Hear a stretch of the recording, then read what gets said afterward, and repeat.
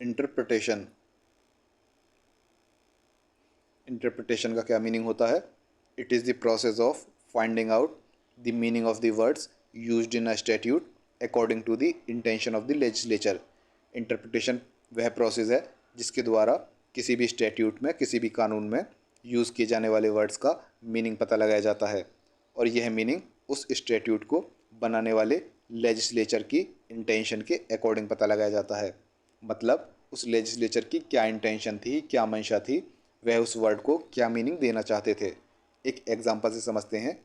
मान लीजिए यह कोई स्टैट्यूट है, कोई कानून है, क्रिकेट कंट्रोल एक्ट।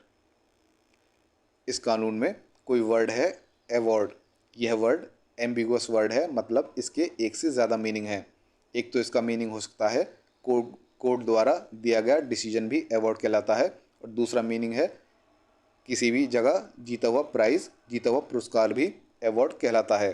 तो इन दोनों मीनिंग में से कौन सा मीनिंग इस वर्ड के लिए यूज़ किया जाएगा, इसके लिए हमें देखना होगा इस कानून को बनाने वाले लेजिस्लेटर्स की क्या इंटेंशन थी, क्या मंशा थी, वह इस वर्ड को क्या मीनिंग देना चाहते थे। जैसा कि यह कानून क्रिकेट के गेम को कंट्रोल करने के लिए बनाया गया है, तो यहाँ पर इन लेजिस्लेटर्स की इंटेंशन थी कि इस वर्ड को मीनिंग दिया जाए प्राइज़, ना कि कोर्ट द्वारा दिया गया डिसीजन। अब देखते हैं इंटरप्रिटेशन कब किया जाता है और कब नहीं किया जाता। व्हेन टू डू इंटरप्रिटेशन और when to find the meaning of the words. When the meaning of the words is not clear and is ambiguous, that is, gives more than one meaning, then interpretation is done to clarify the ambiguous words and their meaning according to the intention of the legislature. जब भी कभी words का meaning clear ना हो और words जो हैं ambiguous हों, मतलब उनके एक से ज़्यादा मीनिंग हो, ऐसी कंडीशन में उस एम्बिगुअस वर्ड और उसके मीनिंग को क्लैरिफाई करने के लिए इंटरप्रिटेशन किया जाता है, और वह भी उस लेजिस्लेचर की इंटेंशन के according. When the meaning is clear, there is no need to do interpretation. जब भी कभी मीनिंग क्लियर हो, ऐसी कंडीशन में इंटरप्रिटेशन की कोई ज़रूरत नहीं होती। तो इंटरप्रिटेशन कब किया जाता है? जब वर्ड्स का मीनिंग क्लियर ना हो और वर्ड्स एम्बिगुअस हों। लेकिन जब कभी भी वर्ड्स का मीनिंग क्लियर हो, ऐसी कंडीशन में इंटरप्रिटेशन नहीं किया जाता। Example, word award can have following meanings. First is prize, second is decision of court. Award word जो है उसके फॉलोइंग मीनिंग्स हो सकते हैं, ये दोनों मीनिंग दिए हुए हैं। जैसे अवार्ड वर्ड का जो है मीनिंग प्राइज भी हो सकता है, जैसे he received the award from the president for his bravery. उसने प्रेसिडेंट से अपनी ब्रेवरी के लिए अवार्ड प्राप्त किया। यहाँ पर अवार्ड वर्ड का मीनिंग प्राइज हुआ, पुरस्कार हुआ। दूसरा decision of court, the court passed an award against him. Court ने उसके अगेंस्ट अवार्ड पास किया। यहाँ पर वर्ड जो है अवार्ड, इसका मीनिंग हुआ decision of court. Now which of these meaning is will apply will depend on the context and what the legislature intended.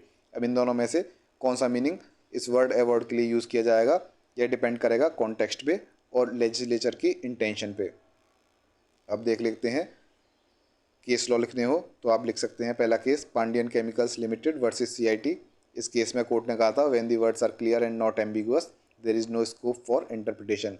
जब भी कभी वर्ड्स क्लियर हों और एम्बिगुअस ना हो, ऐसी कंडीशन में इंटरप्रिटेशन का कोई स्कोप नहीं है। दूसरा केस लॉ लिखना हो तो Prakash Bhutto versus state of Gujarat. इस केस में कोर्ट ने कहा था jurisdiction of the court to interpret a statute can be invoked only in case of ambiguity. Court जो है किसी भी स्टैट्यूट को तभी इंटरप्रेट कर सकते हैं जब उस स्टैट्यूट में एम्बिग्यूटी हो।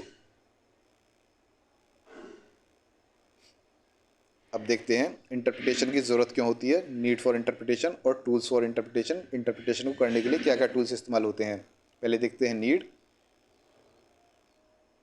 इंटरप्रिटेशन की ज़रूरत क्यों होती है। पहला पॉइंट है स्पेसिफिक एरिया नॉट कवर्ड। सभी कानूनों में सभी एरियाज़ कवर नहीं होते, सभी सिचुएशंस हैंडल नहीं की जाती, कुछ ग्रे एरियाज़ भी होते हैं। तो ऐसे एरियाज़ को कवर करने के लिए या ऐसी सिचुएशंस को हैंडल करने के लिए जो कि उस कानून में मेंशन नहीं है, उसके लिए इंटरप्रिटेशन की हेल्प ली जाती है, इंटरप्रिटेशन की ज़रूरत होती है। दूसरा पॉइंट, ड्राफ्टिंग एरर। कानूनों में कोई ड्राफ्टिंग एरर हो सकता है, उस कानून को ड्राफ्ट करते दौरान कोई ड्राफ्ट में एरर हो या फिर कोई ग्रामेटिकल मिस्टेक हो, तो ऐसी मिस्टेक्स को क्लैरिफाई करने के लिए भी इंटरप्रिटेशन की ज़रूरत होती है। तीसरा पॉइंट है एम्बिग्यूटी। स्टैट्यूट्स में, कानून में यूज़ किए जाने वाले वर्ड्स के एक से ज़्यादा मीनिंग हो सकते हैं, वहाँ पर एम्बिग्यूटी हो सकती है, एम्बिगुअस वर्ड्स हो सकते हैं। तो ऐसी कंडीशन में कौन सा मीनिंग उस वर्ड के लिए यूज़ किया जाएगा, इसके लिए इंटरप्रिटेशन की ज़रूरत होती है। चौथा पॉइंट है कॉम्प्लेक्सिटी। कानून ज़्यादातर कॉम्प्लेक्स होते हैं, बहुत ही कॉम्प्लिकेटेड वर्ड्स यूज़ किए जाते हैं, टेक्निकल वर्ड्स यूज़ किए जाते हैं, तो ऐसे वर्ड्स को क्लैरिफाई करने के लिए इंटरप्रिटेशन की ज़रूरत होती है। नेक्स्ट पॉइंट है इम्प्लाइड रूल्स।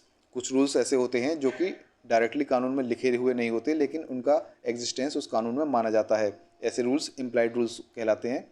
जैसे वह कानून में लिखे हुए नहीं हैं लेकिन माने गए हैं, तो ऐसे कन्फ्यूजन क्रिएट हो सकता है। ऐसे कन्फ्यूजन को क्लैरिफाई करने के लिए इंटरप्रिटेशन की ज़रूरत होती है। लास्ट पॉइंट है टाइम चेंज। समय के साथ साथ मीनिंग्स भी, वर्ड्स के मीनिंग जो हैं चेंज हो जाते हैं, वर्ड्स के साथ और भी मीनिंग जुड़ जाते हैं। जैसे फॉर एग्जांपल वर्ड हुआ माउस। पुराने टाइम में इसका एक ही मीनिंग होता था, चूहा, चूहे को माउस कहते हैं। अब समय बदला, आगे चल के कंप्यूटर भी आ गए। कंप्यूटर में एक डिवाइस होती है कंप्यूटर के साथ, माउस, जैसे कीबोर्ड और माउस। तो अब माउस का मीनिंग चूहा भी हो गया और कंप्यूटर के साथ यूज़ होने वाली डिवाइस भी हो गई। तो समय के साथ साथ मीनिंग चेंज हो गया और भी मीनिंग किसी वर्ड के साथ जुड़ गए। तो ऐसी कंडीशन में कन्फ्यूजन क्रिएट हो सकता है कि कौन सा मीनिंग यूज़ करना है, तो उसके लिए इंटरप्रिटेशन की ज़रूरत होती है, इंटरप्रिटेशन की नीड होती है। यह तो हो गए सारे पॉइंट्स नीड के लिए, शॉर्ट पॉइंट्स हैं याद करने के लिए। अब देखते हैं टूल्स, कौन कौन से टूल्स यूज़ किए जाते हैं इंटरप्रिटेशन करने के लिए। एक तो होते हैं आपके एड्स और एक तो होते हैं रूल्स। एड्स में आते हैं आपके इंट्रिंसिक और एक्सट्रिंसिक एड्स। इंट्रिंसिक एड्स वह होते हैं जो कि स्टैट्यूट में, कानून में प्रेजेंट होते हैं, जैसे टाइटल, उस स्टैट्यूट उस कानून का title, headings, explanations, exceptions, definition section, ये सभी एड्स हेल्प करते हैं इंटरप्रिटेशन करने के लिए। एक्सट्रिंसिक हुए जो कि स्टैट्यूट में मौजूद नहीं है, स्टैट्यूट के बाहर मौजूद हैं, जैसे कि dictionaries, text books, judicial decisions, ये सभी एक्सट्रिंसिक एड्स में आते हैं। अब रूल्स में देखते हैं, एक होते हैं आपके प्राइमरी रूल्स और दूसरा सेकेंडरी रूल्स। प्राइमरी रूल्स में होते हैं आपके literal rule, golden rule, मिसचिफ rule. Secondary rules में आपके ये सभी मैक्सिम्स और प्रिंसिपल्स होते हैं, जैसे नोसिटुर असोसिस, एजुस्डम Gennaris, रेडेंडो singular सिंगुलिस, एक्सप्रेसियो उनियस एस्ट exclusive अल्टेरियस, x विसेरिबस acts, या कहें same words have same meaning, etcetera. यह सभी हो गए आपके सेकेंडरी रूल्स। यह तो था आपका topic interpretation. Interpretation of statutes का फुल कोर्स आपको मिलेगा वेबसाइट www.dcllb.com पर।